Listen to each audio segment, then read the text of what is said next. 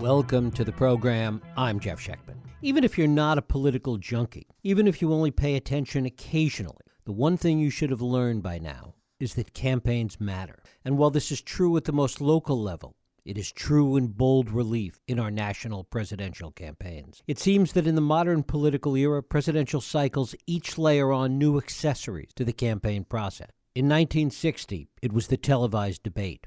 In 1964, it was the insurgent winning primaries and the nomination. In 1968, it was the beginning of the politics of division and the Southern strategy. In 1976, we saw the full flowering of the power of primaries and people over back rooms. In 1980, the consolidation of personality over politics. And in 2008, the first full emergence of all the tools of the modern political campaign. Get out the vote efforts, digital media, more sophisticated polling, all combined with old-school grassroots politics. It didn't hurt that in Barack Obama there was also a great candidate with finely tuned political instincts and a brilliant campaign manager in the person of David Plouffe. David Plouffe served as the campaign manager for Barack Obama's campaign in 2008, prior to which he was a leading Democratic Party media consultant and played a key role in Senate, gubernatorial, and local elections. It is my pleasure to welcome David Plouffe to the program to talk about his new book, A Citizen's Guide to Beating Donald Trump. David, thanks so much for joining us. Jeff, thanks for having me. Well, it's great to have you here. As we look at national campaigns, presidential campaigns, is each campaign sui generis? Do we have to look at each one unique to itself? Would you run a national campaign today, the same as you ran Barack Obama's campaign in 2008? And what's changed? No, I think it's a great question. You need to study history because there's lessons in all prior elections. In this case, it's a Republican incumbent, so we need to look at past races where you had incumbents running for re-election. But so much changes every 4 years. What's electable changes every election. The methods change. You went through some of them. Now social media is the dominant battlefront in any campaign, but particularly a presidential campaign. The battleground states change, right? So back in 2008, you might remember we won Virginia, first time since LBJ, and that was a shocking outcome.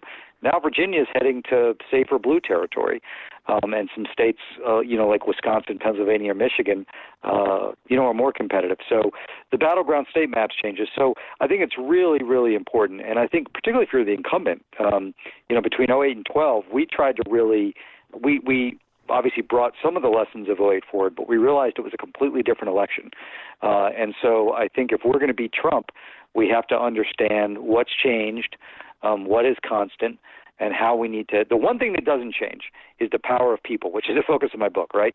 Whether you're talking about Abraham Lincoln back in in the 1840s, 50s, and 1860 to now, the power of people, how they organize has changed. But that is still the most important, I think, factor of any race, whether you're talking about a city council race or a race for president. One of the things that seems to be different is this question about whether or not, even in that aspect of people that you talk about, it's about persuading voters or just getting out the vote. There's been a lot of discussion lately, and you've, I'm sure, seen all of it, about whether or not swing voters even exist. Whether today it's just about energizing the base and getting more voters out versus persuading your neighbor. Talk about that. Yeah, and I address this in the book because it's super important people understand before they spend a lot of time. How do we actually win? So first, there's a mathematical exercise, which is to get to a win number in states like Wisconsin, Florida. There's not enough of just one of those categories, right? We have to register, turnout, and persuade to get to a win number. It's just a fact. But let's just look at recent history. So, you remember, the big landslides in American history were historic, unique events, right? 1974, after Watergate, when Roosevelt first came in 1932. Then we had the 94 election, which is a big deal, too, because it had been 20 years since we had a landslide election. They're happening all the time now. 2018, landslide Democrat. 2014, landslide Republican. 2010, landslide Republican. 2008, landslide Democrat. 2006, landslide Democrat. So most of the elections over the last 14 years have been landslides for one party, and that's not just because everybody turned out in one party and didn't in the other. It's because voters are moving around. So I think this is super dangerous debate for the Democratic Party to suggest that there is no such thing as swing voters. I meet them all the time. They exist. You're not going to win just with persuasion, but it's a critical component, and you've got to do both really well to win. And then something comes along like Super Tuesday recently, where you had Biden win with no organization, essentially, no money, no digital media, no get out the vote effort, and have a compelling win. How do you explain that? Well, first of all, momentum is the most powerful force in politics. It's more important than money. And I would say Biden, it's not like Biden was somebody who had no support and then all of a sudden became the winner. Like, he was the national frontrunner for most of this race. And there was a period of time when he was performing poorly where some of that vote left him. Some of it went undecided, some went Bloomberg, some went Mayor Pete, some went Klobuchar. But he got that back. So it's super important to remember that. So if he was someone who didn't have much support, this wouldn't have happened. The momentum was married with folks whose instinct was to be for Biden, but they were concerned about his performance. The other thing I'd say is, I'm in campaigns or in life, in business, like, if you're doing well, you should always, first question is, how could we have done better even if you did well? And if Biden had more of an organization, more money, he would have done even better on those days. So the question for Biden now is, I'm in Ohio. I just saw this morning some TV ads that he's running. So he's running TV ads. Obviously, he can't do events. But what happens this coming Tuesday, I think you'll see both the marriage of Biden's momentum and a little bit more traditional campaign resources. And that should let him do even better than he did, even last Tuesday when he did pretty well in states like Michigan and Missouri. As we look at those states, and, I'm sitting here in California, which is a good example of this, where people think it doesn't matter because California is going to go blue no matter what. How can those people be energized? Great question. And this was, when I began to write this book, it was in part because I was getting those questions. I live in just south of you in San Francisco now. And so here's, first of all, digital media, the internet has no state lines. So if you get into the fight on Facebook, Instagram, YouTube, Snapchat, you're creating content of your own. You're sharing infographics you like. You're fighting back against Trump's lies, which now are coming hourly. That will find its way to battleground states, and it will encourage other people to get in the fight too. Have to do that. I get social media is toxic, but it's the battlefront. If you're not there, you're really not playing. Secondly, you can write postcards. You can make phone calls into battleground states. Lots of people in California have done that. In previous elections, we need more to do it. And then, of course, if you've got the time and resources to go to Arizona, you need to do that. It's a pretty quick flight, and we need lots of help down there because Arizona's not been a battleground state for a long time. So we have a lot of work to do, a lot of registration to do, a lot of voters who aren't used to being this important. So we need to go help our brothers and sisters in Arizona. So there's so much you can do. Now, we want you to work on local races too, but a lot of people want to, they want to get involved in the presidential race, understandably. So lots you can do. But I run into people all the time in Northern California who are anxious about the election, want to know what to do. Beyond money, they obviously can contribute, but we need people's time. And I'll say, well, why don't you go to Arizona in September and October? And sometimes people say, well, I don't know, we'll see. I'm like, I really don't want to hear anything other than, yeah, I'm going. I'll go as much as I can because it's super important. What do we make of this whole idea that politics itself has become a kind of sport, that the focus on the horse race has made it a kind of entertainment, and arguably now with all sports canceled, maybe more so? Yeah, well, it's a real problem. So I still think a lot of voters, they're not paying as much attention to that. It's like, who's going to fight for me? Whose health care plan do I like? A presidential election is a really personal choice because we have to live with this person, right? So do I like their character? Can I trust them? In a way, I don't think a lot of voters who made the decision at the end of the last election that tipped it to Trump necessarily liked him, but, they thought we need to shake things up. So it was less about ethics and more about Trump was an outsider as they saw it. So I think that it's a problem. I write about this in my book. I think the national networks in the last presidential campaign in 2016 combined spent like 32 minutes on policy coverage. That's it. It was all polls, emails, some of Trump scandals, and some of that deserves coverage. So this is where we come in. We don't have to just talk about the horse race and the sport of it. So if you care about climate change, if you care about health care, if you care about taxes, if you care about small businesses, that's what you should be spending your time and energy in on social media and in your conversation. So, we don't have to follow the crowd here. We all have our own personal megaphone, and we should use it the way we want to use it, and it can be effective. But, yeah, it's going to be a problem because I think that's not going to change, is both polls and also, the media tends to judge everything these candidates say through the prism of the election, as opposed to what impact would it have on people. And, we just got to fight through that. We saw an example of this as the Democratic primary has unfolded with all this discussion about electability. And what it did, at least in the experience that I saw, is that it made everybody a pundit. It made everybody think they knew how to define electability. Right. What's interesting here is it's a little healthier than just the media driving that is kind of what Democratic primary voters' instinct was, right or wrong. It's like, I want to know who can beat Trump, and I'm going to make my own decision about that based on my view of what will sell in Wisconsin. So, I think I would like to see policy drive a little bit more of that, but that wasn't a manufactured, I think, terrain for people. I think that's where people naturally went. You mentioned before in talking about the candidates that it's a personal choice. Talk about the degree to which it is a personal choice and it's really a gut check kind of vote more than it is about policy. Right. So I'll give you an example from 2012 when we had a really tough re-election. The economy was recovering but still not strong. And we won that election, a lot of things. We had really good youth turnout. We won the Cuban vote in Florida, a lot of things. But at its core, it was voters who were still concerned about the economy saying, you know what, at the end of the day, Obama's going to fight for people like me, right? He just got it in his gut. So it was less about a policy. It was like when the chips come down, is he going to take care of the wealthy or the worker? And we won that debate. Trump actually won that debate against Hillary remarkably, I think in epic fraud, but he won it. So there is that, like, who's going to fight for me? Who can handle a crisis? Clearly, Trump is disadvantaging himself in that comparison with his mishandling of the coronavirus. I think there is people who worry that the rest of the world doesn't, respect our country or president like they used to. That can drive. And then just like, who do I kind of want to hang out with? And there's no doubt that, it looks like Biden's going to be our nominee. If that happens, there are a lot of voters, and I know this is not exciting to some people, but there are a bunch of voters out there in battleground states who are like, you know what, all things being equal, I'm probably not going to vote for Trump again.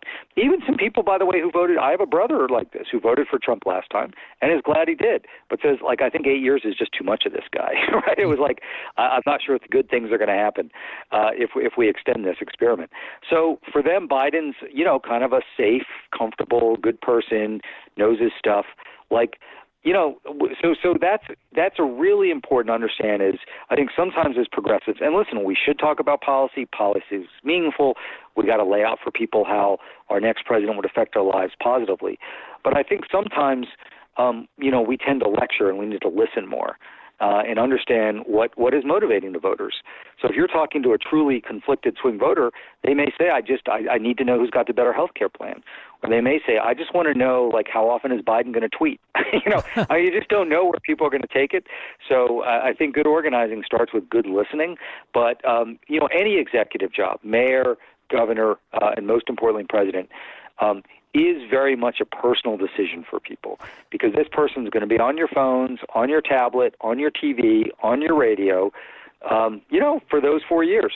And you want to make sure that that's so. And so you say, well, how could people pick Trump? Well, let's not forget he only got 46.1% of the vote and barely won battleground states. Won Wisconsin with 47-1. So a lot of people didn't choose Trump. But I think for them it was he's the outsider. He's going to shake it up.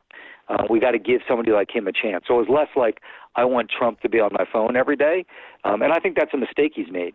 I mean, he dominates our public consciousness and our thinking in a way that I think will ultimately hurt him in the election. The other side of that is the degree, or really the parallel to that is the degree to which people are exhausted and burnt out from all of this. I think Michael Bennet said, during when he was still in the campaign, that he was going to just disappear for weeks at a time and people wouldn't have to hear about the president. I mean, he said it jokingly, but there is a sense out there of people being exhausted. Yeah, and a desire to get back to normalcy. So some of that's, not tweeting 50 times a day. Some of that's not just attacking everybody and blaming other people.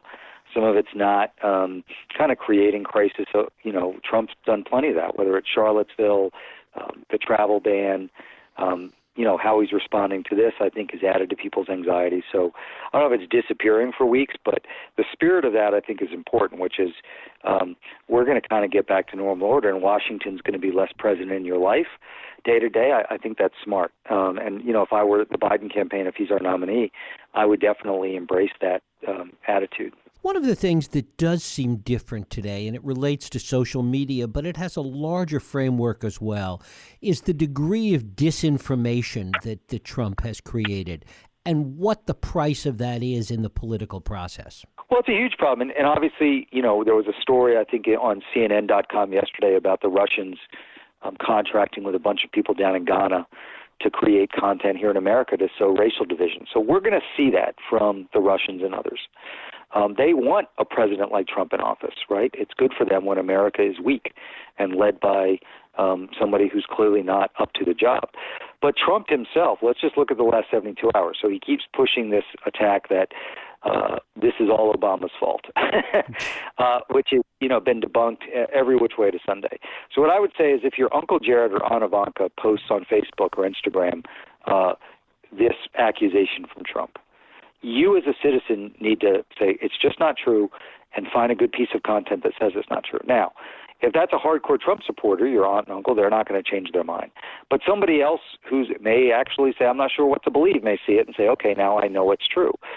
And everyone else will see you fighting back, and we have to fight back.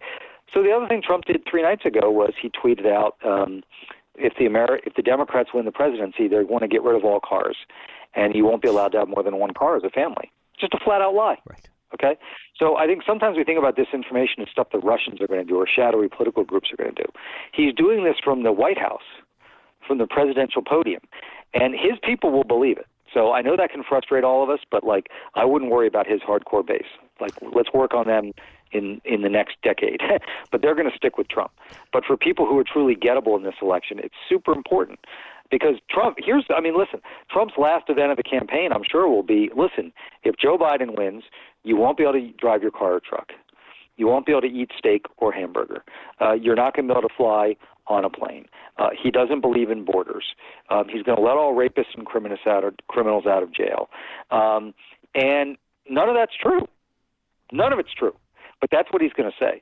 So the disinformation, we saw this with Boris Johnson in the last UK election. It's gravitated from the shadowy corners of the internet to the mouths of leaders. Trump's always had that, inclination, but as you can see, he's intensifying it. He's just going to lie. Now he's going to lie about somebody else. So that's what he's going to do. And so, again, we hope our nominee and their campaign and the media does their job. But my message in the book is you can't rely on that. If you see something, say something. You got to get in the fight, as frustrating as it can be. But the stakes are so high that we're only talking about, 7.5 months until the election. So for 7.5 months, people can do things that are hard, do things that take a lot of time because, we've been called. This is a moment where everybody wants to defeat Trump. Does not want to look back if Trump wins and say, I know there's things I could have done. You do not want that feeling because if Trump wins on the night of November 3rd, where it's going to feel about 50 times worse than it did on 2016. What is the nexus between what we've been talking about and local politics? Because there's a lot of arguments that have been made lately and a couple of books that have been written about it that people need to engage more in local politics. It's a place where they can have a more profound impact. It affects their lives in a more personal way. Talk about dealing with that at the same time we want people to get engaged in this national debate. Well, it's great. So listen, if somebody in Napa County or in Nevada tells me, listen, I'm going to spend a lot of time on my local race, I wouldn't tell them not to do that. That's important, right? I really wrote this book for people whose desire is to figure out what they can do directly in the presidential. But first of all, the stronger local candidates do, that can help, at the presidential level and vice versa. So, one of the things that's so exciting coming out of Trump's election, we saw a lot of this in 2018. We saw so many of those great congressional victories in California. We're just great candidates. We're just normal people. I mean, the great thing is we're starting to see more people say, maybe it's not going to be my career, but, city council, state legislator, Congress, I'm going to run. And that gets us all excited because we want to help people who are like us and who are exciting and fresh and new. So I think getting involved locally, running yourself is super important. Obviously, the better, if Joe Biden's our nominee, the better Joe Biden does at the top of the ticket, the more local races we win. But it does work both ways. If you have a local race with a lot of energy, that's a reason for a lot of people to get involved. That can also strengthen the presidential campaign. Talk a little bit about process. I mean, it really goes two ways. One is the whole issue of voter suppression, and that's certainly one part of this to be dealt with. But the other, which we've seen a little bit in the primaries, is incompetence in many cases, in inadequacy in really conducting elections in this country today. Well, we've had some problems with caucuses, in part because the DNC had new requirements for the sets of data that needed to be produced, almost like it was a primary. So if you're going to do caucuses, just do a caucus. Don't try and turn them into a primary. And caucuses are not run by state election officials. They're run by parties. So I do think you're going to see, I would be surprised if we have caucuses anymore the next time we have this process. So more primaries. But, yes, we saw on Super Tuesday long lines in Texas, which is by design. Republicans, for the most part, want to make it harder for people to register and vote. But we also saw long lines in parts of California, and that's inexcusable. So I do think anywhere Democrats control the machinery of government, there's a list of things. California's done many of them. As much early vote as possible, both by mail and in person. Automatic voter registration, making it easier for 17-year-olds to sign up and become automatically registered. Any number of things. Same-day voter registration. So that's all good, but then you have to follow through to great execution on Election Day. So if you do all that and then people are waiting in line for 3 hours, it's inexcusable. And, I've worked in government at different levels, and there's lots of public policy debates that are super hard and thorny and complex. This is not one. It's simple math. How many people do you expect to be voting, and at what times during the day? And then make sure you have the proper amount of machines and workers on hand. I don't know if you've got to add more polling locations, do that. Like, it drives me crazy when, we've got states run by Democrats where you see those kind of lines. Right.